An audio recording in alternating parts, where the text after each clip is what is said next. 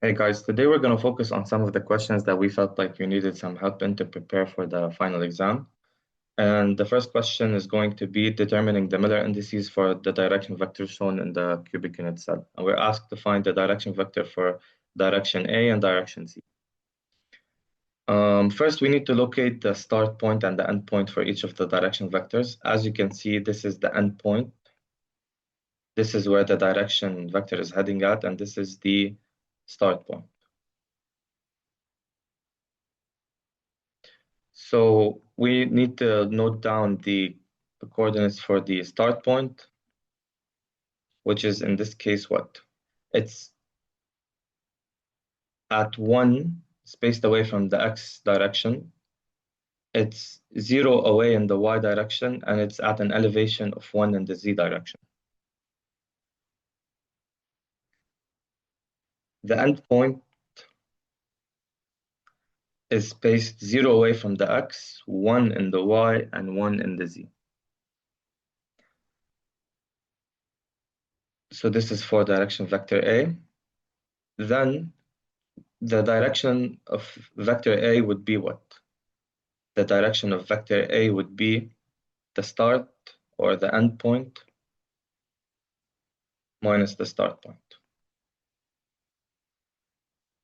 So direction A would be 0, 1, 1 minus 1, 0, 1. And that would give us what? 0 minus 1 is minus 1. 1 minus 0 is 1.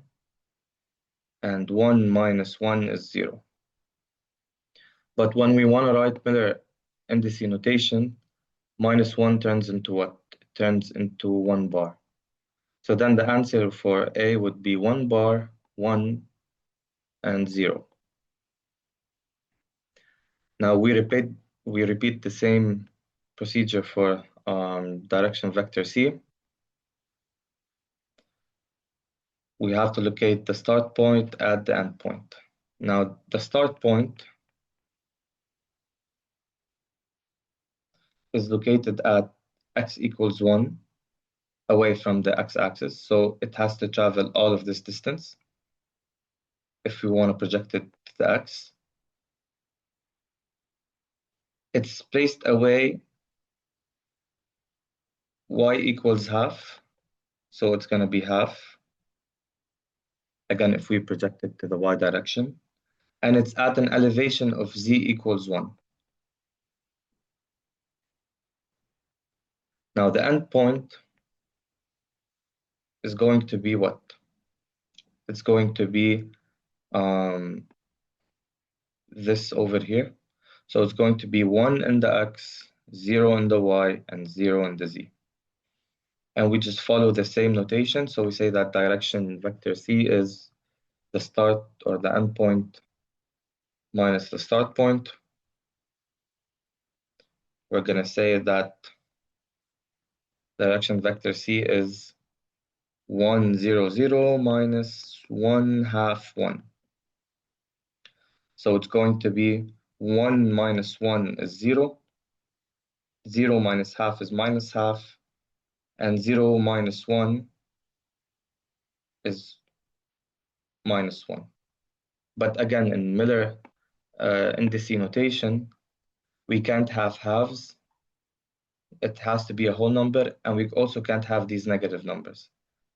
So we need to multiply by the smallest denominator that would make all of these whole numbers, which is in this case 2.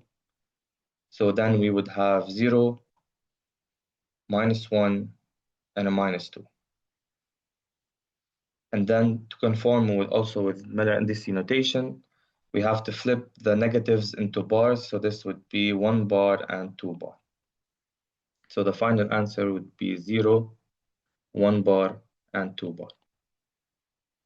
A lot of people confuse this step here with the reciprocal. Here we don't do reciprocal. So we don't do reciprocal. Here we just multiply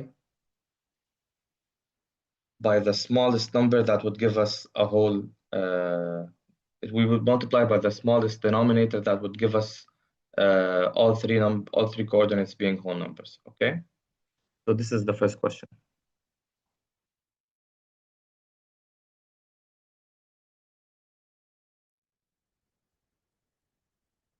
The second question is determining the Miller indices for the plane shown in the following unit cell. And just a quick comment that we use brackets for Miller indice notations for directions, but for planes, we're going to use parentheses, okay? And that could cost you points on your final exam, so please get used to that notation. So usually we have this process for determining the Miller indices for planes, and I encourage you to write down this process whenever you are inside of your exam. First, you need to pick a correct origin, and we're going to speak in a bit about what constitutes a correct origin. Second, you're going to write down the intercepts, which are where your plane intercepts your x, y, and z axis if they do. Third, we're going to do a reciprocal of these intercepts. And four, we're going to write them in Miller indice notation.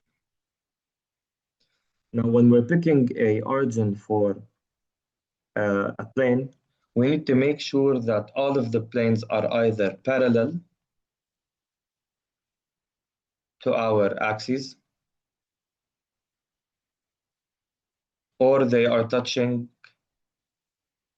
the axis drawn from the origin.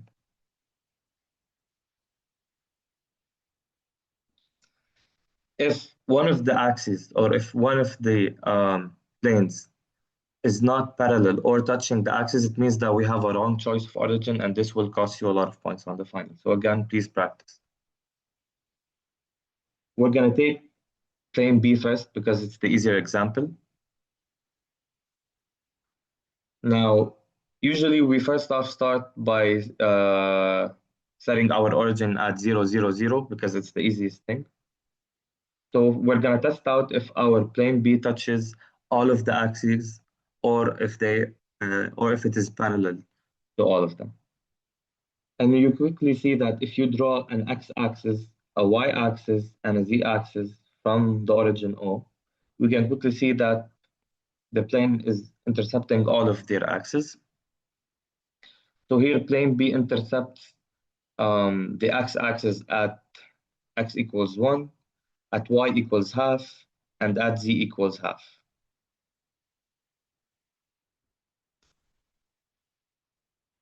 Second, we're going to do a reciprocal. So the reciprocal of 1 is 1, of half is 2.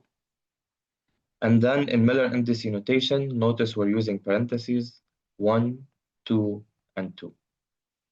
We close also with parentheses. And this is going to be for plane B. Now for plane A, however, it's going to be a different case. Because when you choose first 0, 0, 0 as your origin, you quickly see that it touches your y-axis, okay, at y equals half. And it is parallel to your z-axis. So we don't have a problem with the z-axis or the y-axis because there's an intercept. However, you can also see that it is neither parallel to the x-axis, so it's not parallel to the x-axis, and it also does not intercept it. This is a sign that we have chosen a wrong origin and that we need to fix our choice. Now, fixing our choice requires that we have a bit of experience. You need to have an eye out for what are the corners of the cube that are gonna work. So these are the candidates. You have 8 candidates always for the origin. You need to search for one of the axes where it will intercept both y and x, okay? So we know that will always be parallel to the z-axis, so we're not concerned with the z-axis, but we want one of these points to have an axis that will intercept both y and x. And you can quickly see that this point works and this point works. Because if we draw a y-axis and the z-axis, and an x-axis, sorry, this point as well, if we draw a y-axis and if we draw an x-axis, we can see that our plane is touching both of them. So make sure that this selection of the origin is clear, because this will have a great amount of points allocated to it on your final. So origin O prime, and let's take this one. We can clearly see that the intercepts x, y, and z, we can see that it has positive half in the x, negative half in the y, because the standard convention for y is in this direction, and it never meets z because it is parallel to it, so it will be infinite in the intercept point. Then we're gonna do a reciprocal of these intercepts. The reciprocal of half is what? Is 2. Of minus half is minus 2. And of infinity is 0. Then we're gonna do the Miller indices. 2 can be written as 2 directly. Negative 2 needs to have a 2 bar over it, and 0 can be written as 0 directly. Just a quick note, I saw this common mistake in your quizzes. Infinity cannot be one of the Miller indices. It has to be a number. So if you see that it is parallel to the axis, just make sure that you write the intercept as infinity, and then the reciprocal will be 1 over infinity, which just equates to 0. And this is our second question of the day.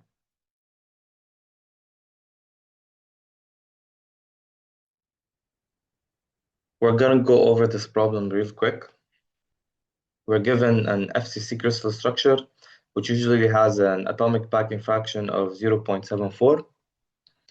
We are also given that we have small atoms inserted into the vacancies of this FCC structure, and they are located at the center and at the edge. We have 12 edges, and we have one center.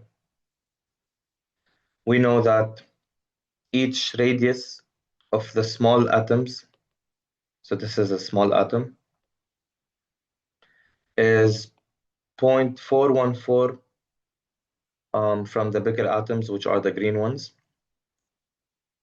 And we're asked to calculate the new atomic packing fraction after we've inserted these small ones. So first off, we know that the total volume of the atoms divided by the volume of the unit cell is going to give us our atomic packing factor or fraction. We know that the volume of the unit cell is equal to a cubed, where a is just the length of the lattice. We have a relation between A and R for every type of structure, and for an FCC structure, it's 2 radical 2. So after we cube this term, we end up with the total volume of the unit cell. So we're done. The only thing that's left to calculate is the total volume of the atoms. Now the atoms, they consist of big and of small atoms. So all we have to do is just figure out how many big atoms we have and multiply them by their volume, and also figure out how many small atoms we have and also multiply them by their volume. Now the number of big atoms, we know that we have 8 corners, or 8 atoms at each corner, and we also know that these atoms are shared by 8 other cells. So we also know that we have 6 big atoms at each face of an FCC structure, and that these atoms are shared by 2 other unit cells, which would pan out to 4 big atoms. Now the volume of one of these atoms is equal to 4 pi r cubed, and we use capital R because this is the radius of the big atoms. So we know that the total volume of the big atoms pans out to be 16, which is 4 multiplied by 4 over 3 pi r cubed. Gives us 5.5 or something pi r cubed. Okay.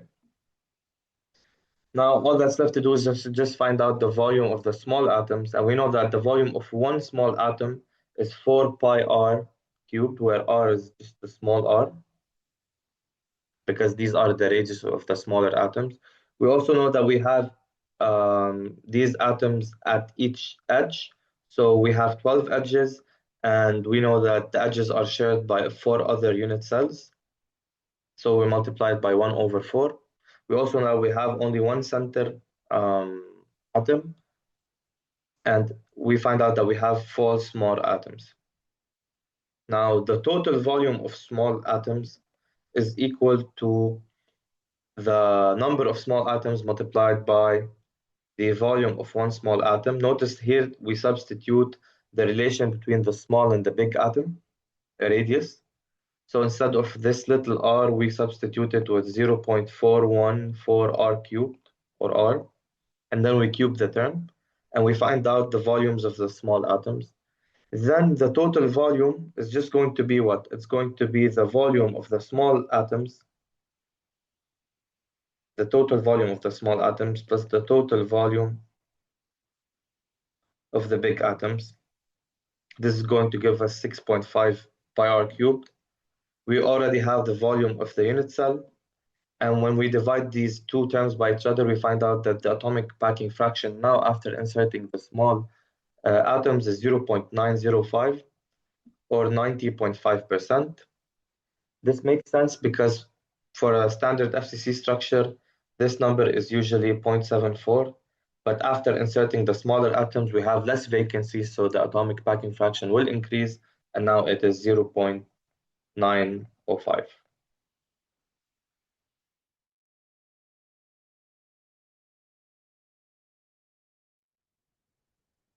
Okay, in the next problem, we're given a crystal structure that has a unit cell with the lattice lengths equal to each other, so we know that it's a cube. We know that each lattice length is equal to 2r, where r is the radius of every A atom that is repeated at 0, 0, 0, or at each corner of the cube structure. We're also given an atom B that is repeated at half, half, half, which is the center of every cube structure. And it has a radius r, small r, that is smaller than the radius of atom A. We're first asked to draw the unit cell for the structure.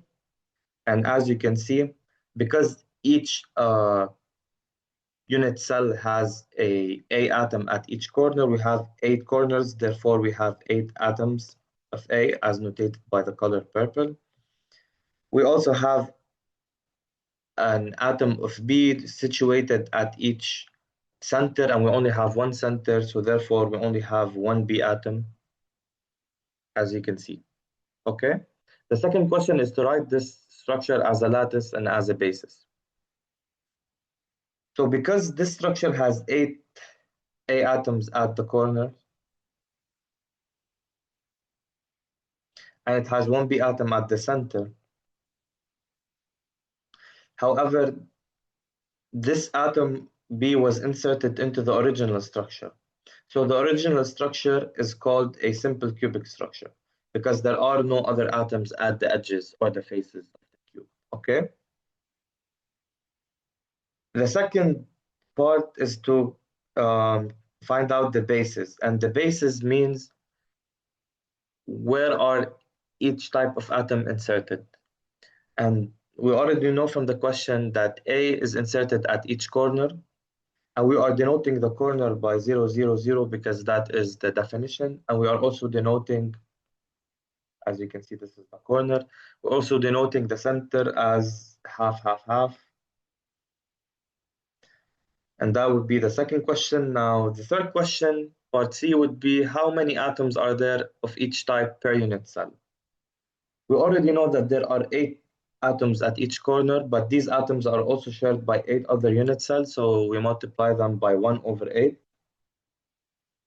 for A. And we also know that there is only one atom at the center and that it's not shared by any other unit cell for B. So we know that each type of this structure has a total of one total atom of A and one total atom of B. Now the next question is to derive the radius ratio small r to big R, okay? And the way we tackle that is that we look at this structure over here. And just so that you guys can visualize it, let me clear this setup a bit.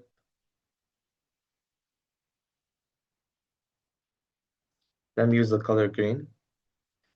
We can know that this diagonal or this radius of the atom A plus this small radius of the atom B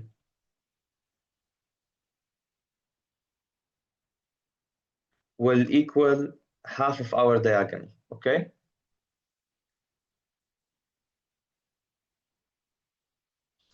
We also know that this half of our diagonal, or just for simplicity's sake, let's just call it D. We also know that this diagonal is equal to radical 3 over 2 multiplied by A, which is the lattice length. And we can substitute A with 2R as we're given by the problem. So when we're doing the calculations and we equate this equation to this equation, we know that small r plus big R is going to be radical 3 by 2 multiplied by 2R. And after doing the math, we find out that R plus R is radical 3R. We found out that small r divided by big R is equal to radical 3 minus 1. This is what's asked by the problem. For the fourth part, we're asked to calculate the atomic packing factor, which is the total volume of A atoms and B atoms divided by the total volume of the unit cell. Now, the total volume of the unit cell is just A cubed, and we can substitute A cubed with 2R, which just pans out to be what? 8R cubed, okay? Now, the total volume of A atoms is the number of A atoms, which is 1, multiplied by the volume of A atoms, which is 4 over 3 pi R cubed. And this R is the big R to notify the, or to signify the radius of the A atoms. We also know that we have only one B atom and that its volume is 4 over 3 pi R cubed. And we use the small r to signify the radius of the B atoms, okay? So this is 4 over 3 pi R cubed capital, and this is 4 over 3 pi R cubed small. If we take R cubed as a common factor, we can find out that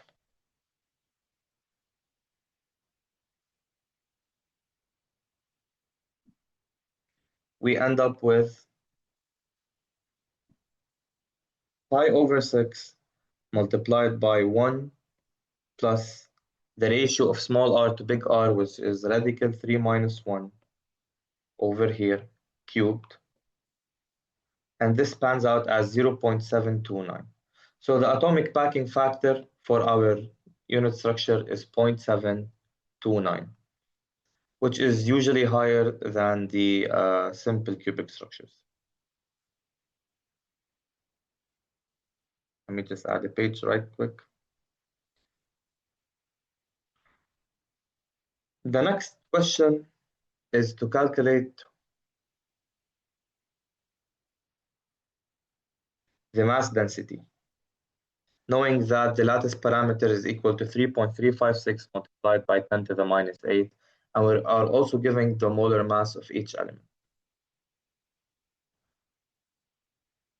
Now to calculate the density, we need to have what? We need to have the mass of the structure per unit cell, and we need to have the volume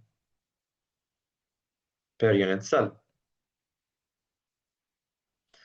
The volume of a unit cell is just the lattice cube, is the lattice length cube. So it's 3.356 times 10 to the minus 8 cubed.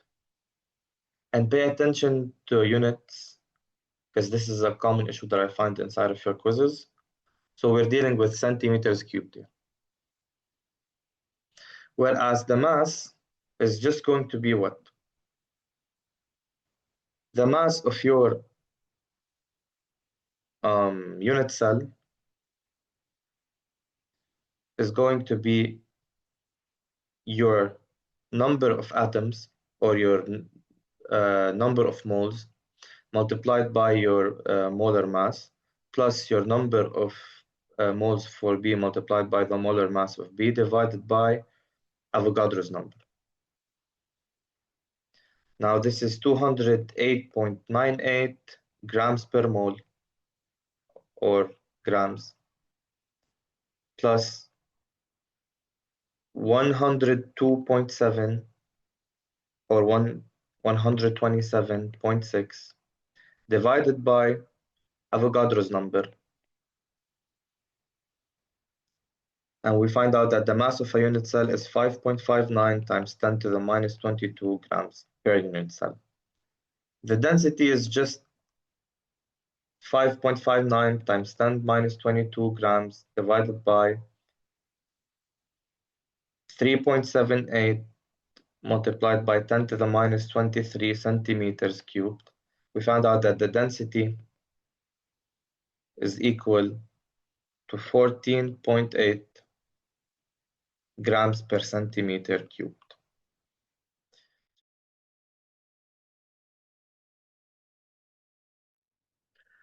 Now, this next part is not about a problem, it's just a quick recap on the concept of line dislocations.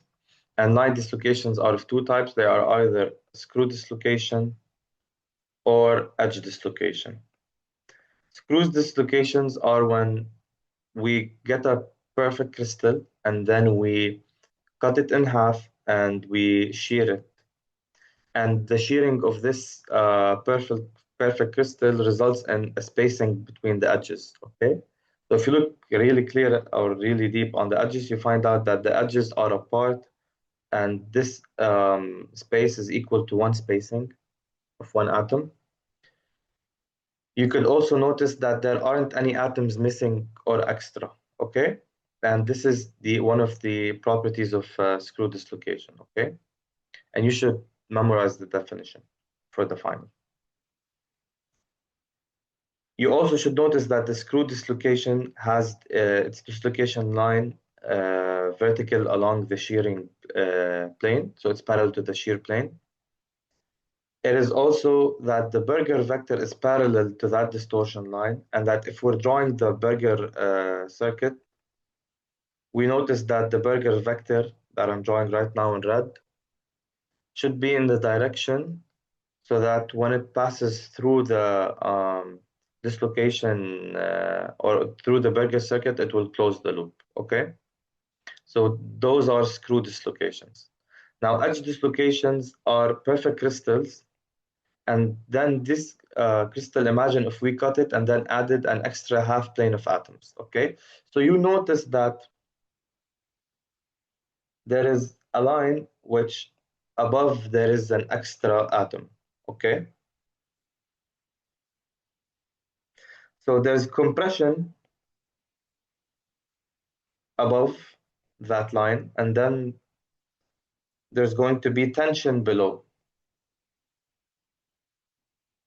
Because these atoms are so packed above that line that they compress each other, but below they need to expand in order to reach that extra half atom spacing, okay? For edge dislocations, they're characterized by that the distortion line or the dislocation, line is actually perpendicular to the Berger's vector. And as you can see, the Berger's circuit is drawn around the dislocation area. The Berger vector will always aim to close the loop. So it will be to the left in this case. And then the dislocation line will be always perpendicular to the Berger vector. So it will be passing through the cube like this. Now, what you need to know is you need to know the definitions of both. You need to know how to identify them from a schematic. You need to draw the Burger's vector and Burger's circuit, vector and circuit. And you also need to know how to draw a dislocation line.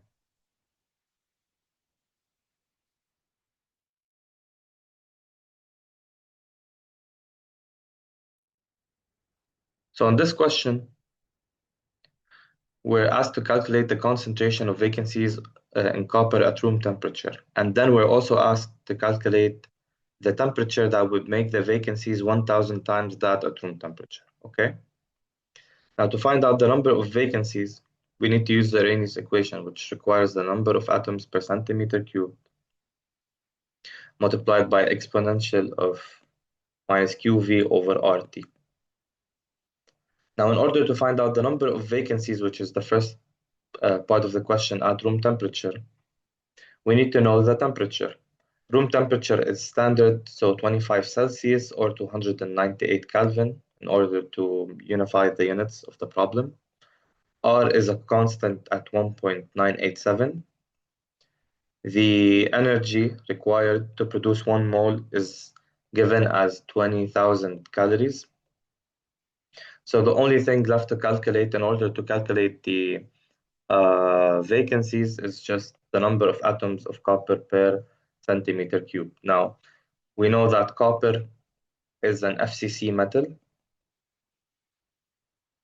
and that it has a lattice length of 0.36151 nanometers. This will be given to you in the exam if this type of problem is given. So then we would know that in each copper unit cell, we'd have 4 copper atoms, and that the total volume of these unit cells is A cubed or 0.36151. We can also write it in centimeters, so 10 to the minus 8 centimeter, and we just cube that. You'd end up with 8.466 times 10 to the 22 atoms. So you have this much atoms per centimeter cube of copper inside of every unit cell. Okay? So then we just plug in these numbers and find out that we have 1.987 times 298. We find out that we have 1.814 times 10 to the 8 vacancies per centimeter cubed at room temperature in a copper cell, okay, or in a copper unit cell. Now, the second part of the question is to find out the temperature that makes the vacancies 1000 times greater than that at room temperature. So we know that the new vacancy is going to be 1000 multiplied by 1.814 times 10 to the 8, which gets us what? 1.814 times 10 to the 11. And this is vacancies per centimeter cubed. Then we would relate the vacancies and temperature using the Arrhenius equation again. And that would give us what? That would give us 1.814 times 10 to the 11 is equal to 8.466 times 10 to the 21 or to the 22 multiplied by exponential minus 20,000. These are all still constants. 1.987 multiplied by the temperature in Kelvin. Okay? Now you can just divide this number by that number, and through a little bit of algebra, you'll find out that the temperature is just equal to 20,000 divided by 1.987 into 26.87, which is 375 Kelvin or 102 Celsius. Now, you could do the algebra two ways. You could just divide 1.814 times 10 to the 11 by this number over here, and you'd end up with exponential minus 20,000.1897 t into this number over here would be 1.814 times 10 to the 11, 8.466 times 10 to the 22, 2.142 times 10 to the minus 12. Okay, now if we lend both sides, we know that minus 20,870 is just equal to ln this number over here, and we just calculate t using a calculator.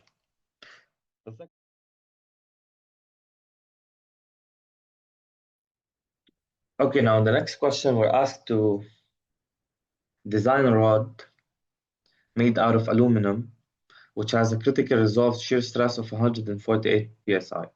So we know that the critical resolved shear stress is 148 psi. We also know that the axial stress applied to this rod is 500 psi,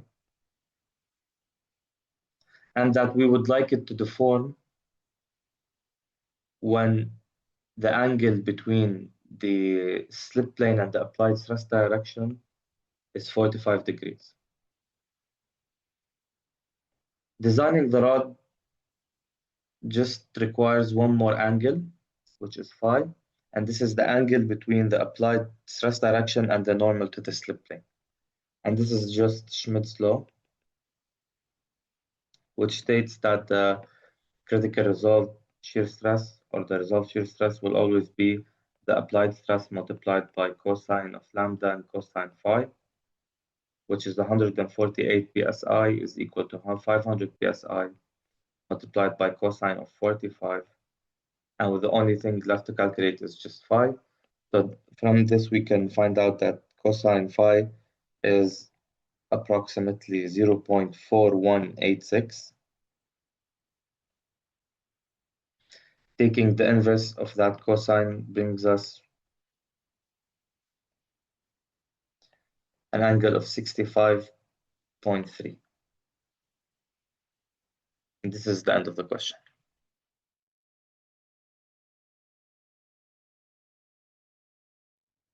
So in this question, we're given a silicon wafer that is 0.1 centimeters thick. We're also given that we have one phosphorus atom here for every 10 million silicon atoms. And we have that on the other side, we have 400 phosphorus atoms for every 10 million silicon atoms. We are asked to calculate the gradient in percentage or atomic percentage per centimeter. And part B is atoms per centimeter cube per centimeter. So in part A, we need to find out the concentrations or delta concentration in the atomic percentages. Now, the atomic percentages is the easiest way to do it. We're going to call this side I and this side S. Now, the concentration of I as an atomic percentage is what? Is the fact that we have one phosphorus atom for every 10 million silicon atoms, right? And because it's a percentage, we multiply by 100. And this turns out to be 0.0001%. On the other side, we have 400 phosphorus atoms for every 10 million silicon atoms. We also multiply by 100.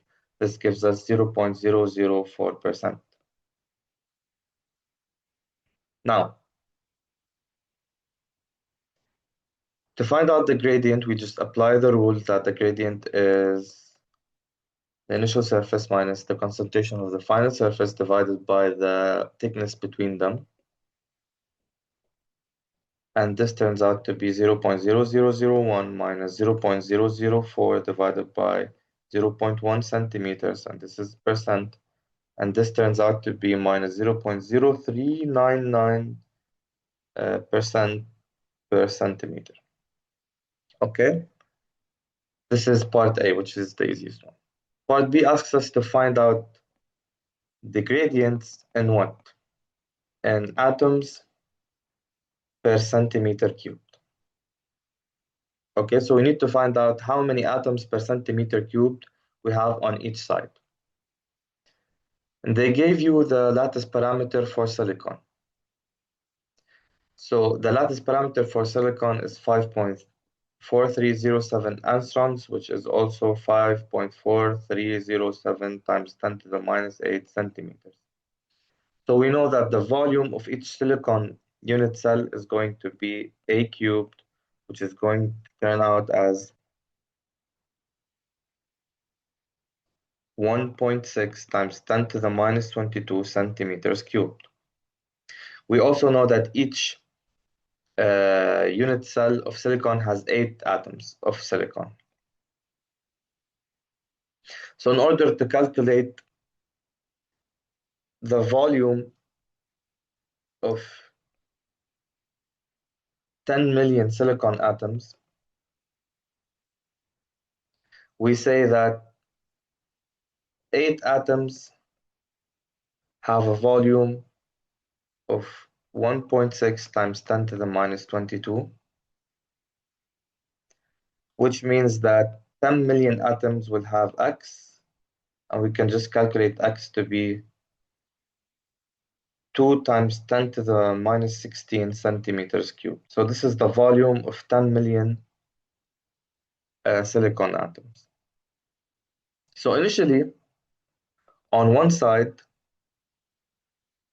the concentration would be 1 phosphorus atom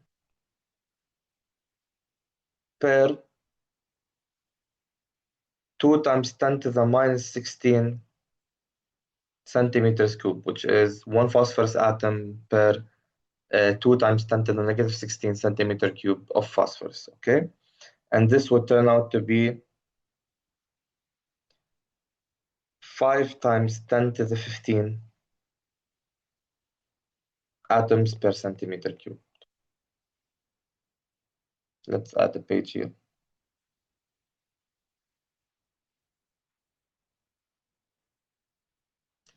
Now on the other side, we would have 400 phosphorus atoms for the same 10 million volume of silicon atoms, which is 2 to the negative 16 centimeter cubed. And then the outer surface concentration would be, if we plug it inside the calculator, 2 to the 18 phosphorus atoms per centimeter cubed.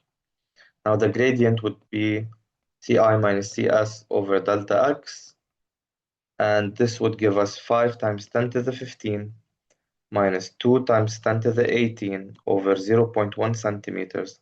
So then the gradient would be negative 1.995 times 10 to the 19 phosphorus atoms per centimeters cubed per centimeter. Okay. So just to recap real quick.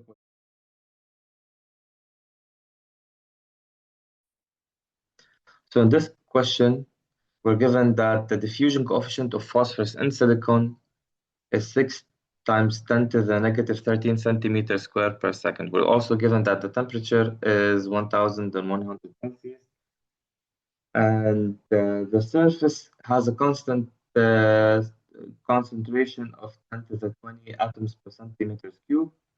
Initially, the wafer would contain no phosphorus, which means that the initial concentration would be 0. We're then asked to calculate the depth x at which the phosphorus will be 10 to the 18 atoms per centimeter.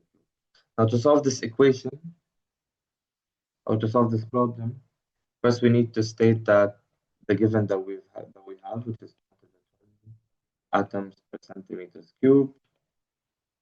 We have at a certain depth that we don't know the concentration would be 10 to the 18 atoms per centimeters cubed. Initially, at time equals 0, the initial concentration would be 0 atoms per centimeters cubed. We know that the diffusion time is 1 hour or 3,600 seconds. We know that the diffusion coefficient is 6.5 times 10 to the negative 13 centimeters squared per second. Now we need to use Fick's second law, which relates the surface and the depth concentration to the error function. Now the error function has a function inside of it, which is the depth that we're asked to find divided by 2 radical the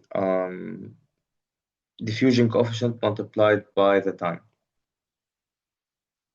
Now we already have these concentrations.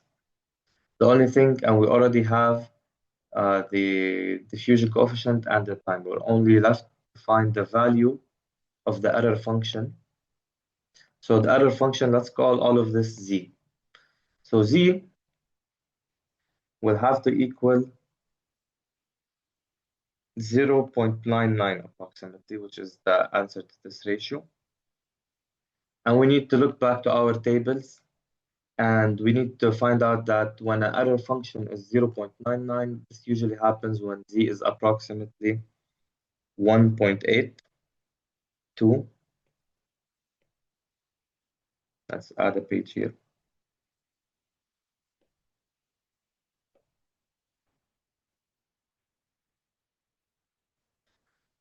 So if x divided by 2 radical dt is 1.82, x would then be 1.82 multiplied by 2 multiplied by radical diffusion coefficient, which is 6.5 times 10 to the negative 13 multiplied by time in seconds, because we're using the diffusion coefficient per second, which is 3,600 seconds as well. So the seconds cancel out. The radical takes care of the square of the centimeter, and we're left with that the depth is equal to 1.76 times 10 to the negative 4 centimeters, which is the same as 1.76 micrometers.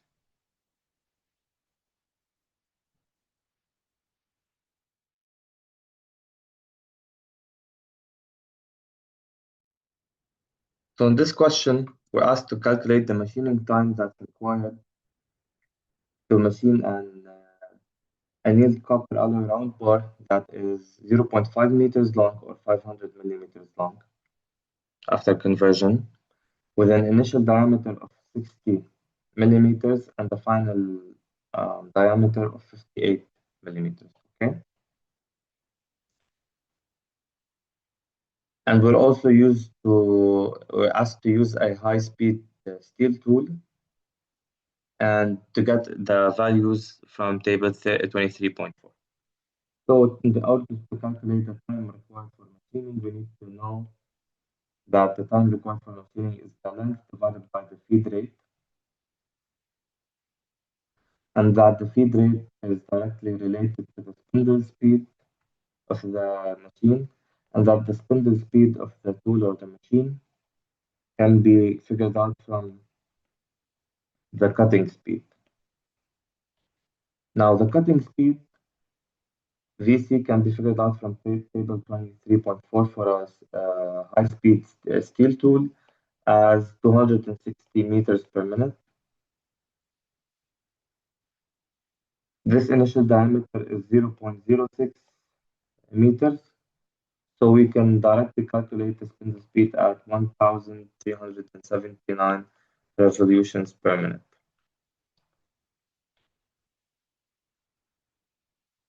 We can then calculate the feed rate because we know that the spindle speed is 1,379 revolutions per minute. We also need to find out um, the feed rate per revolution from the machine. We can find out from table 23.4 that the feed rate per revolution is, for this problem, 0.25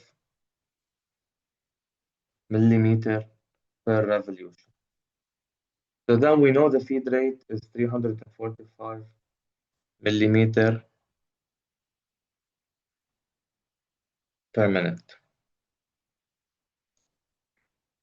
After we know the feed rate, we can just calculate the machining time directly, and it is the length divided by the feed rate, which is 500 meters, or sorry, millimeters divided by 345 millimeters per minute.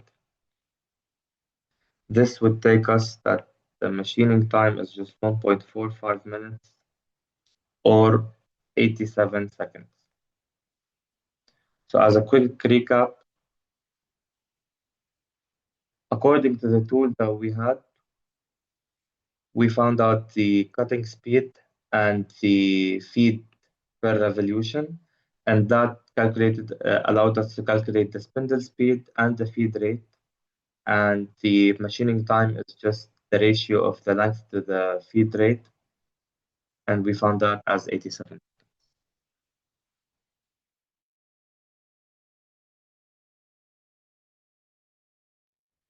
So in this question, we are asked, or we're told that a 304 stainless steel rod is being turned on a lathe, and that the rod is initially 20 millimeters in diameter. It becomes 19 millimeters in diameter after the machining is done in a single cut. The spindle speed rotates at 300 revolutions per minute. The feed rate, or the axial feed rate, is 200 millimeters per minute, and that the specific cutting energy is 4 joules per millimeters cube. We're first asked to find out the material removal rate, and the material removal rate is just pi multiplied by the average diameter multiplied by the depth of cut multiplied by the axial feed rate. Now, the average diameter is the average between the final and initial diameter, which is 19.5 millimeter. So we found out that. We already have the axial feed rate, which is 200. It is 200 millimeters per minute. We're only left with the depth of cut, which is just the difference between the initial and final diameter divided by 2, which is 0.5 millimeters. Now we find out that the material removal rate is pi multiplied by 9.5 millimeters multiplied by 0.5 millimeter multiplied by 200 millimeter per minute. And we find out that the material removal rate is just 6.13 times 10 to the 3 millimeter cube per minute. Now for the second problem, we are asked to find the feed per revolution F, and it's just the vertical or axial feed rate divided by the spindle speed. We can find out that directly at 200 millimeters per minute divided by 300 revolutions per minute. And we can find out that the feed per revolution is 0.667 millimeter per revolution. Now in part C, we are asked to find out the cutting speed V. And we know that V is pi multiplied by the average diameter multiplied by the spindle speed, which is pi multiplied by 19.5 millimeters multiplied by 300 revolution per minute. We know that the cutting speed is 1.84 times 10 to the 4 millimeters per minute. which is 18.4 meters per minute. This is our cutting speed. And then lastly, in part D, we are asked to calculate the power required.